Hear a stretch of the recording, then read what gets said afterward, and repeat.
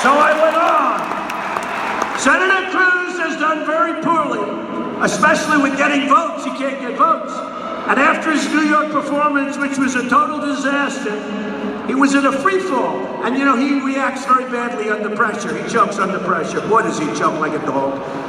Also, approximately 80%, which is true, might be high, approximately 80% of the Republican Party right now, because I actually think the 20% is high, is against him. And against Kasich, it's even worse. Now, Kasich, he's only got, one state out of 41. So he's 1 for 41. Now, I'll tell you something. I had a dirty poll given to me. Florida and Ohio were being done at the same time, right?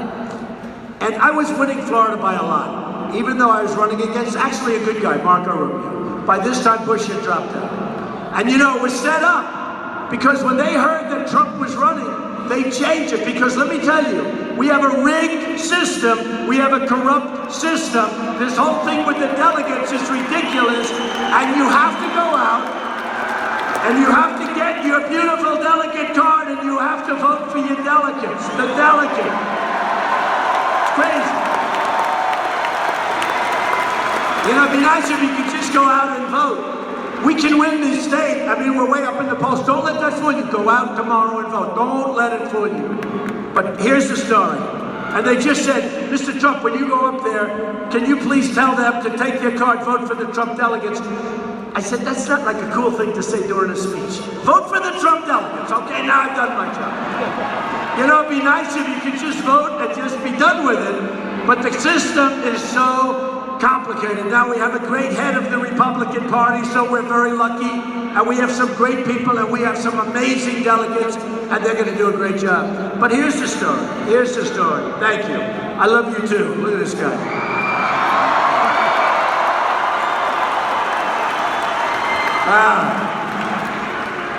And you know, the Kasich thing is interesting, because here's a guy that just says, I'm going to stay.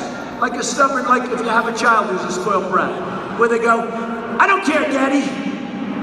Get out of the room, Daddy.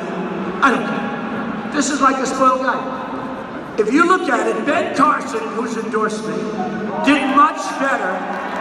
I mean, he was tough. And Ben Carson, Dr. Ben Carson, great. He did better. Chris Christie, who endorsed me, did better. Marco Rubio did much better. I mean, you look at Marco Rubio, he has more delegates right now than Kasich has, and he's been in the race for a shorter period of time. It's just a guy that said, I don't care, I'm staying. And then you see him eating in the morning. You ever see? I have never seen. He's stuffing pancakes in his mouth like this. And I'm always telling my boy, take small bites, Barron, little tiny bites. And yesterday he said, Daddy, who is that guy on television? That's disgusting. Did you ever see? Then they talk about presidential. Oh, I see, he's president. He puts pancakes this big in his mouth and he's shoving them in. This is not a presidential person. Look. But Marco Rubio has more delegates. But you have many. I mean, Jeb Bush could have stayed. A lot of people could have just said, I don't care. They have no path to victory, folks. And I'm going to win on the first ballot. I don't care about what's going on with the second. You know, the press. I don't care. It's a crooked system. So how would you like to have this? Trump wins by 4 or 5 million votes. You see California, I'm at 49%. We're going out to Indiana, and the people of Indiana are smart. And the people of Indiana know that I've been speaking about for 4 months the horrible treatment that Carrier Air Conditioning gave to the people that work for them and to the people of Indianapolis, Indiana, when they said, you're all fired, every one of you are fired, we're moving to Mexico. I've been talking about this long before I realized how important Indiana would be to this process. And the people in Indiana are smart. And I'll tell you what, I have one of the great endorsements of all time coming up in Indiana. I refuse to say it's Bobby Knight, but it's Bobby Knight. Great winner. No, he's a great champ. He's a great champion. That's what I call a great endorsement. Tough, smart, knows how to win. That's what our country needs. That's why he's endorsing me. But that's what our country needs. So others have done much better. Now, collusion. So what they did, they're both losing campaigns. They're failing campaigns. They're no good. They're done. You know, if you add up Cruz's and Kasich's votes, all of the votes, I'm beating them by a lot. If you add up, this is, you know, people are going to be surprised to hear this. If you add up their delegates, again, it's a rigged system, but if you add up the delegates of Cruz and Kasich, I'm beating them by a lot. By a lot. But to show you how corrupt the system is and how dishonest the system is, let's say I go up, you know, the 1,237. Got to get 1,237. So I think we're going to beat it. I think we're going to do it fairly easily. I think we're going to get it. Who knows? But if we don't, how about if we don't? We're going to do it. But how about if we don't? And these guys have been going out and buying dinners and hotels and, you know, all this stuff. And they're buying up all these delegates. So how do you like to have somebody win on the second ballot that has 3 or 4 million votes less than Trump, that has 400 or 500 delegates less than Trump, okay? No, but think of it. So we're gonna pick a guy that ended up getting like, what was it, 10 or 12% in New York, that got no delegates. The other guy, Kasich, got practically nothing in New York. They ran them both out of town. 2 tremendously failed candidates last week. They're gonna pick somebody like that, and you know, give me a break, it's not gonna happen. So how about picking Kasich? He'll be 1 for 50. Ladies and gentlemen, our new nominee, a man that's been running for over 1 year. Yes, he won 1 state out of 50, and he happened to be in that state, but he's gonna take it. Now let me tell you, the new poll came out that has me tied with Hillary Clinton, but that's nothing, because I haven't hit her yet. You know, somebody said from the media, because we're always, and I always say, maybe, I'm a smart person. I could change the presidential so easy.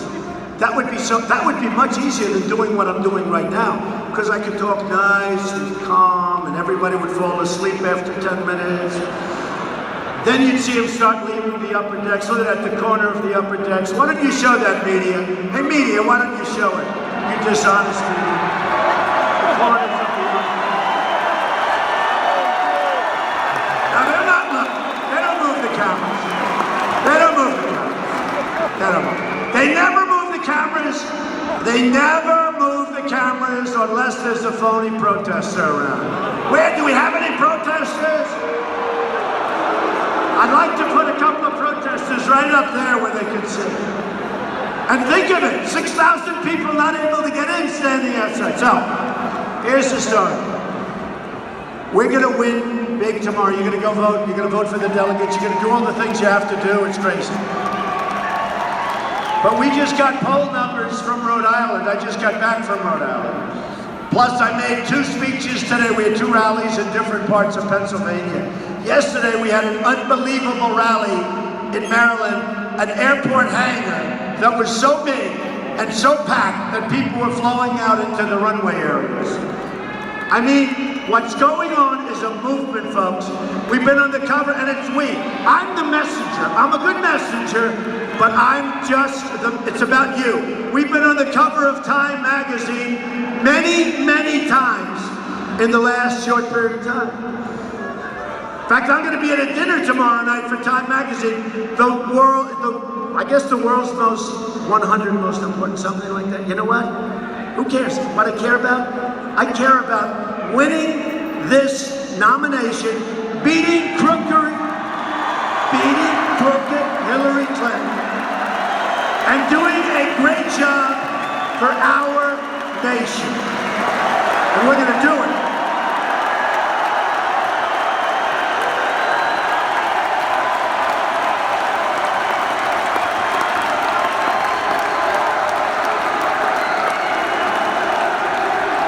Going to do it. You ought to see, though, Rhode Island. You know what happened? They didn't put me down for Rhode Island. I said, what are you talking about? Well, your poll numbers are so high there, Mr. Trump. You're over 60%. I said, oh, I get it. Because I'm doing so well, I'm not going to take care of the people of Rhode Island. It doesn't work that way. So I had a little slot. We flew up to Rhode Island. We gave them like a 10-hour notice. The place was packed. And these are great people. We flew down to Delaware 2 days ago. Unbelievable people. We went to Maryland a couple of times. Packed, packed, packed. I've been all over Pennsylvania, right? All over. I've been all over. It's been unbelievable. I'll tell you, it's been unbelievable. It's been so great. So I hear we're doing great all over the place. But you know, a little bit about Rhode Island. So Rhode Island, you want to take care of people that are with you. I don't want to hear, you're doing great, therefore you don't have to go there. No, no. If I'm doing great and if those people like me, that's where we want to go, right? Don't you think? So, we're going to do that. So tomorrow's a big, big day.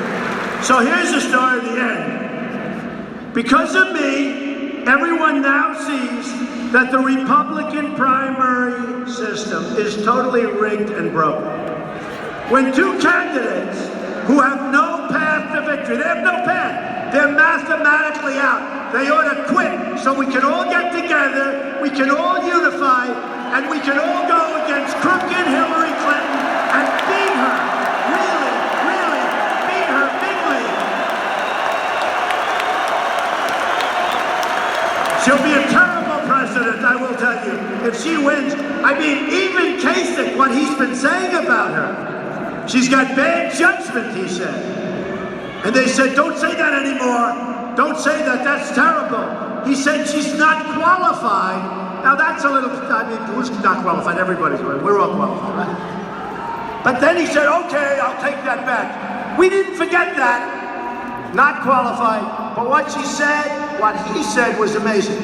That she has got bad judgment. And she has got bad judgment. Even on the emails. That's called, it's criminal, but it's really bad judgment, folks. Really bad judgment. And you look at Syria, and you look at Libya, and you look at all of the problems in the Middle East, and you look at what the hell has happened to the world, and then you look at President Obama with one of the worst deals ever made, with one of the worst deals ever made, the Iran deal. We give them $150 billion. We get nothing. We get nothing. Those days are gone. And by the way, we should have had our prisoners back before we started negotiating, folks. You don't negotiate like that. So we have two candidates running. They have no path to victory. One approved NAFTA and was really a very final vote, which has destroyed us. The other one loves TPP, Trans-Pacific Partnership, which is a catastrophe for this country, which will make NAFTA look like baby stuff. We can't let it get approved. And Cruz doesn't want to do anything about China's manipulation of their currency. He had the opportunity, he blew it. Here is a senator who has done nothing in the United States Senate. No legislation, nothing important. He's been a bad senator, doesn't get along with anybody, has practically no endorsements. The man he respects most is Senator Jeff Sessions from Alabama, a great man and a great senator. There's only one problem. Jeff Sessions, 2 weeks ago, endorsed Donald Trump. Problem.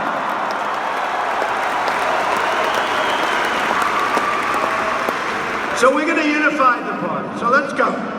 When I came down the escalator, not so long ago, June 16th with my wife, I looked down at Trump Tower and I saw the largest group of cameras and paparazzi and reporters.